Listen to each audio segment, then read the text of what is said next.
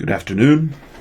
It's a wonderful, beautiful afternoon. If you've got a chance, try to get outside today. Today, tomorrow, try to spend a little bit of time outside today, just to kind of breathe in that fresh air.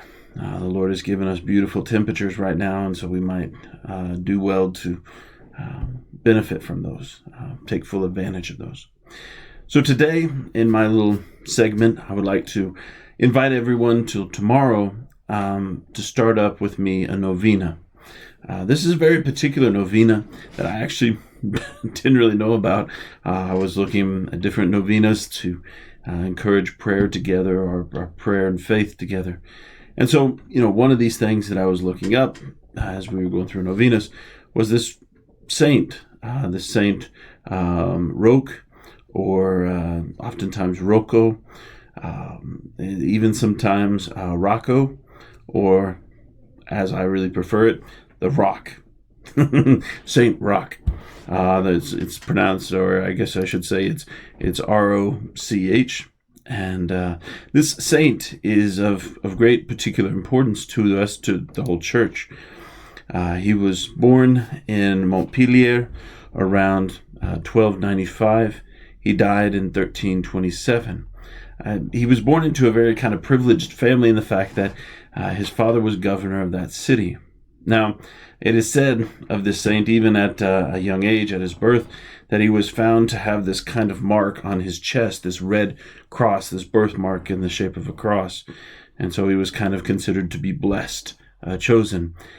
His parents died when he was about 20 years old, and even though he had quite a bit of wealth, he decided to turn it all over. He decided to go out and kind of renounce his status in this city and go out throughout all of Italy, kind of disguised as this pilgrim, this poor pilgrim who just asked and pleaded for food.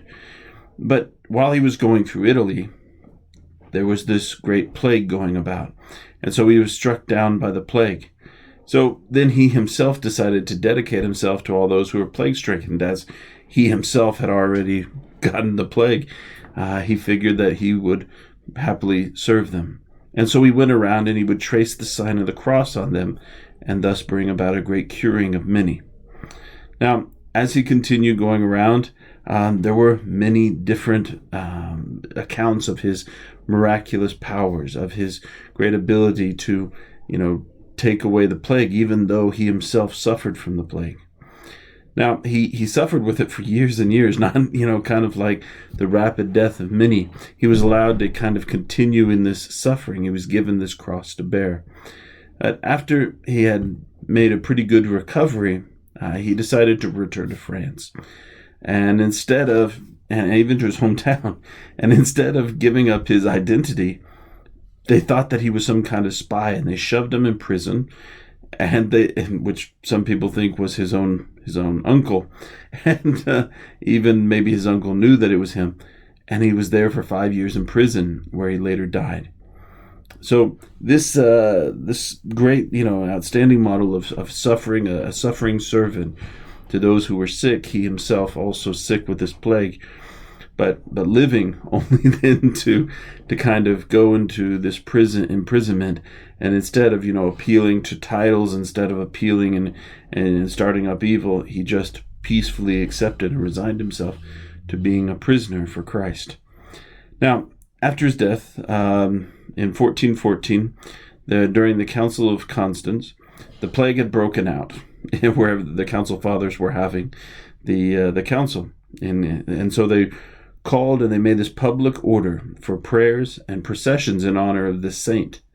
And immediately the plague ceased. His relics then were carried to Venice in 1485, where they are still even venerated to today. So this saint has great powerful intercessory before God in his life that he served.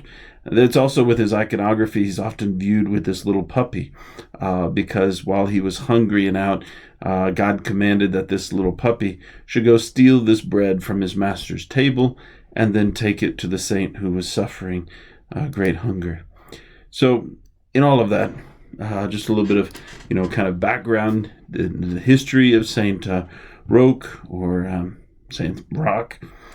So we have, this novena, and we have it online on our website. It's available for download, so you can go there today, download it, be ready for tomorrow. It goes through and it starts off, with this sign of the cross, act of contrition, prayer to Saint Roch. There's the prayer of each day, which is found on the latter pages, and you just kind of insert it there. Then you pray 5 Our Fathers, 5 Hail Marys, and 5 Glory Bees in honor of those 5 years that St. Roch was in prison. Then on the back of that first page, there's a final prayer, and then the praises in honor of St. Roch. And this kind of gives these beautiful stories. And I'm sorry that I couldn't find them in English, and so I had to do kind of a rough translation. It's not very poetic. It doesn't flow very beautifully, but I think it gives the idea of it. So to go through all of those praises of the saint, and then down at the bottom of the second page, pray for us, blessed Roch, so that we may be freed from the plague and the epidemic. And then at the very end, there's one final prayer to pray.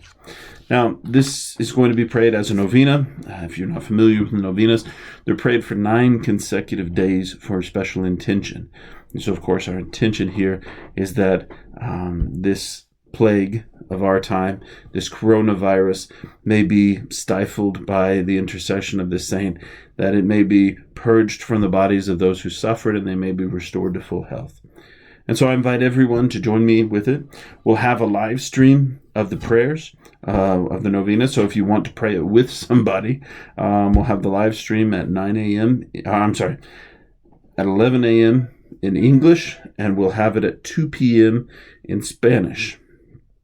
Yep, that's right. 11 a.m. in English and 2 p.m. in Spanish. And so you can join us on our YouTube channel for that, to pray and intercede before this very powerful saint to turn the tide of this plague of our time. So with that, have a beautiful afternoon. As always, God with you.